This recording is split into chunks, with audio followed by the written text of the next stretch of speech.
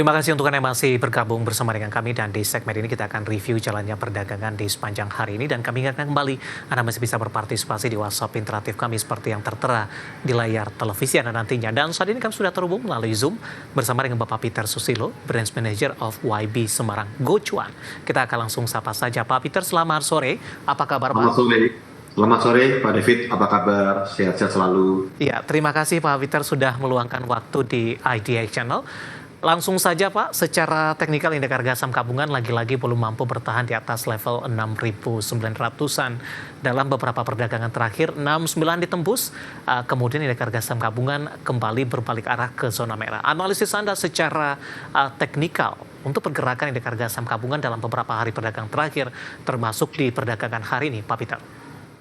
Secara teknikal, kalau saya lihat memang dilihat dari beritanya sendiri, IHSG ini resisten psikologisnya memang ada di 6.900 menjadi acuan level resisten ya Pak ya. Ya.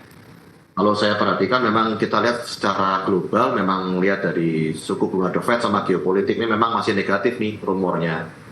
Jadi kita lihat ke fundamental ekonomi Indonesia juga memang masih lemah. Jadi kita perhatikan untuk supportnya IHSG ini ada di 6745. 6745 kemudian mendekati 6845 ini mendekati, cuma kalau dilihat tembus nanti dia akan bisa ke 6745 Pak David. Kemudian untuk resistennya ya tadi 6.900 sebagai level resisten psikologisnya Pak David. Ke arah sana sih kalau menurut saya. Baik, besok hari terakhir Pak, untuk perdagangan di pekan ini kita akan mengalami long weekend lagi ini, Jumat, Sabtu dan Minggu. Bagaimana arahnya dalam jangka pendek untuk indeks harga saham gabungan? Biasanya para investor lebih banyak untuk mengamankan posisi ketika sentimen global masih terus bergulir ketika indeks harga saham gabungan tidak melakukan perdagangan. Betul sekali Pak. Kalau saya lihat besok bisa melanjutkan pelemahan ya Pak, kalau saya lihat. Jadi ini kan tutupannya kan di 6832. Besok kita juga memang harus waspada. Areanya ada di sekitar, semoga tidak tembus di 6.745 Pak, kalau saya lihat ya. Semoga nggak ke arah sana. Baik, masih ada potensi pelemahan untuk besok dengan support yang bisa diwaspadai di 6.745. Dari beberapa sentimen yang berkembang Pak, terkait dengan konflik di Timur Tengah, tampaknya sudah agak sedikit mereda di tengah gencatan sementara ini untuk gencatan senjata. Dan fokus investor tampaknya beralih kepada hawkish the Fed Pak, belum akan memangkas suku bunga acuan dalam waktu dekat dengan mempertimbangkan dampak tarif Trump ke depannya akan seperti apa. Apakah posisi ini mempengaruhi tidak Pak dari pasar domestik, mengingat juga saham-saham perbankan big cap, properti hari ini juga mengalami pelemahan yang cukup dalam? Betul Pak, kalau saya lihat memang ini akan mempengaruhi sekali ya.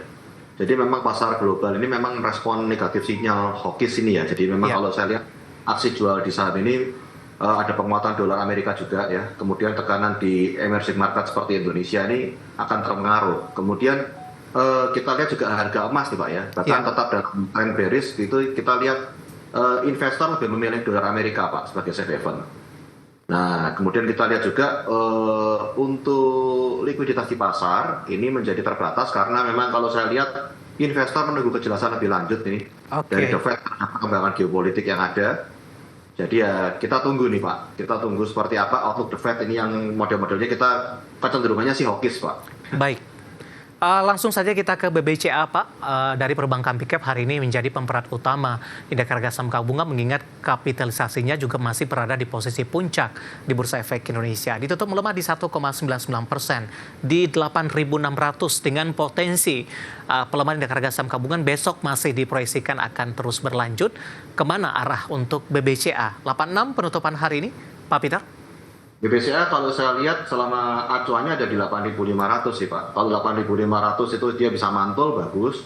Kalau misalnya dia ada turunan ke di bawah 8.500 ini sudah kelihatannya BCA udah akan melanjutkan penurunannya lagi.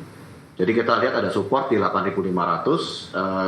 Harapan saya sih besok bisa di atas 8.775 ya Pak ya. Sehingga dia bisa meneruskan aksinya ke di atas 8.900 harapan saya. Cuman kita lihat dari supportnya kok kelihatannya besok akan uji 8.500 Pak David. Baik, dari BBCA kita bergeser ke BMRI Pak. Hari ini pelemahannya di hampir 3%, 2,89%, 4.880 dan kembali meninggalkan level 5.000-an Pak Peter. Ya, Untuk BMRI kita lihat acuannya ada di 4.800 ya Pak. Sekarang tutupan di 4.880 ya BMRI ya. Nah kita lihat acuannya di 4.800 sebagai area support terdekat. Apabila dia tembus di bawah 4.800 BMRI udah nggak menarik. Baik. Kita lihat, semoga dia punya potensi bisa break up sampai kita lihat 5.150 lah. Baik. Kalau udah itu bagus.